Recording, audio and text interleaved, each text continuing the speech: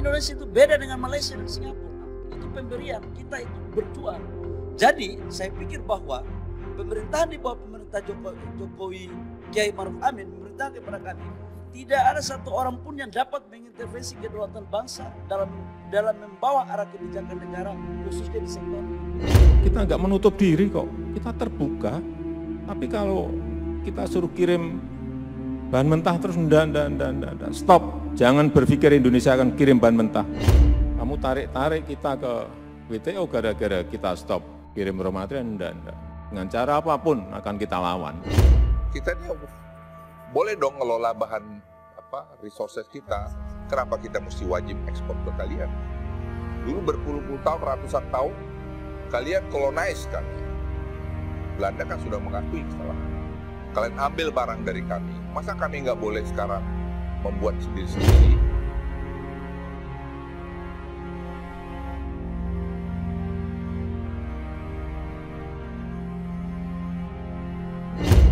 Yang mau saya jelaskan sama dia, kamu lihat hilirisasi ini apa dampaknya. Nah, kamu juga lihat smelter itu, apa yang kami buat. Betapa dulu pertumbuhan ekonomi di sana nol atau negatif, sekarang bisa sampai berapa belas persen atau 10%. Apa yang dilakukan oleh Indonesia dalam konteks pelarangan ekspor komoditas ini pun sudah pada jalan yang tepat, jalan yang benar, dan ini menyangkut kedaulatan. Apa yang sudah kita lakukan itu sangat maju sekali dibandingkan banyak negara-negara lain yang ada di dunia.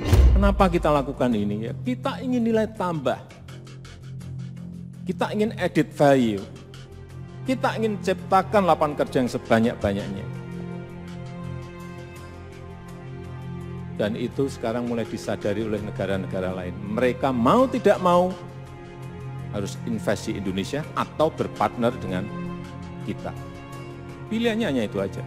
Hilirisasi ini akan menjadi kunci bagi negara kita untuk melompat menjadi negara maju.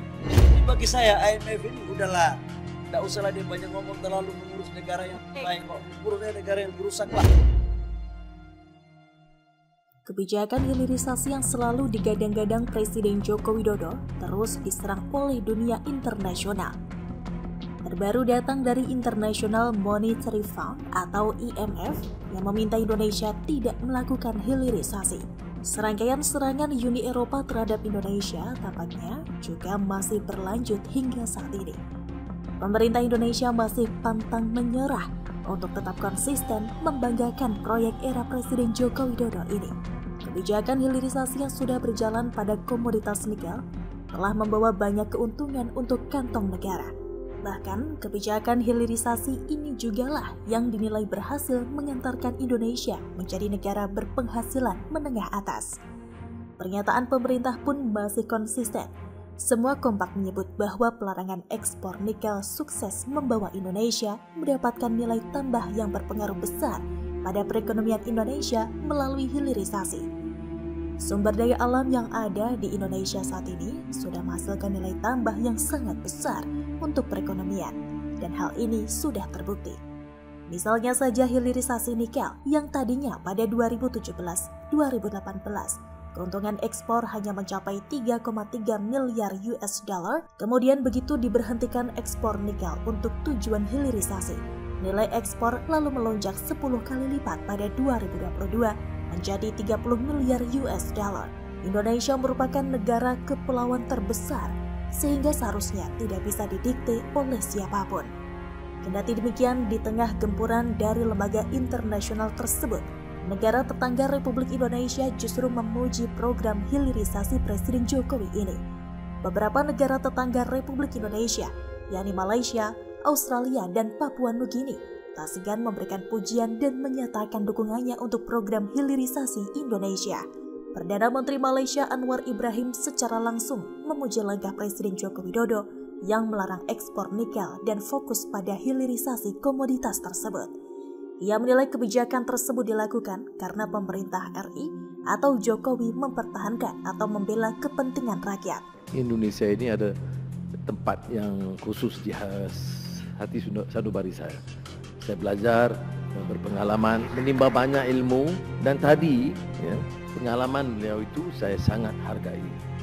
Dalam perbincangan sebentar lalu tentunya saya dapat dua idea yang akan saya perkenalkan untuk ditaskan di Malaysia.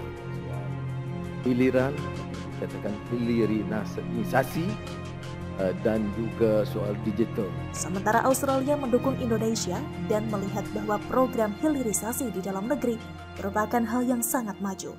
Bahkan, Perdana Menteri Australia menyetujui untuk ikut berpartisipasi dalam hilirisasi di Indonesia melalui ikut berinvestasi membangun pabrik komponen baterai kendaraan listrik atau EV.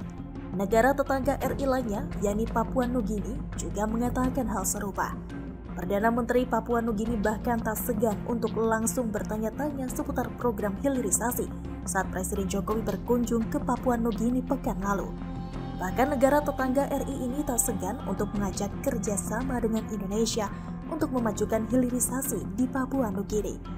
Saya kira dari Australia baik ya, jadi sangat baik. Mereka lihat kok maju gini tiba-tiba.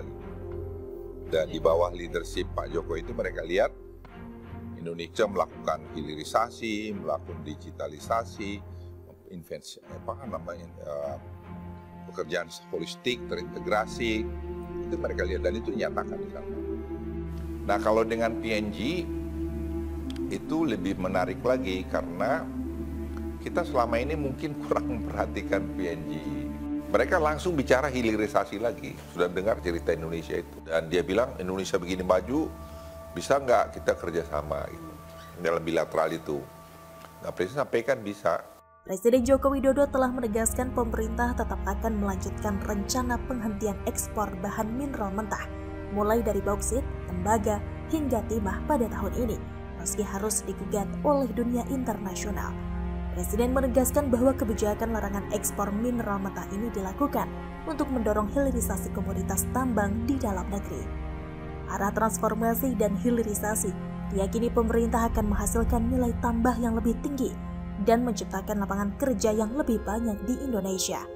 Bila hilirisasi komoditas tambang dan minyak dan gas bumi atau migas di tanah air berjalan, maka diproyeksikan bisa menambah produk domestik bruto atau PDB sebesar 699 miliar US dollar dan membuka lapangan kerja sebesar 8,8 juta. Sehingga ke depan dapat mengarahkan Indonesia menjadi negara maju dalam jangka menengah panjang dan bisa terwujud pada 2045. Dan dari sini kita pun bisa menganalisa bahwa Presiden Jokowi punya keberanian yang besar dalam menentukan ke arah mana Indonesia ke depan. Indonesia tidak dibangun dengan retorika atau untayan kata-kata yang manis, tapi dibangun dengan keberanian dalam mengeksekusi setiap gagasan yang rasional. Dan semoga saja ke depan jalan setapak yang telah dibangun Presiden Jokowi menuju kemakmuran ini bisa dilanjutkan secara estafet oleh pemimpin setelahnya.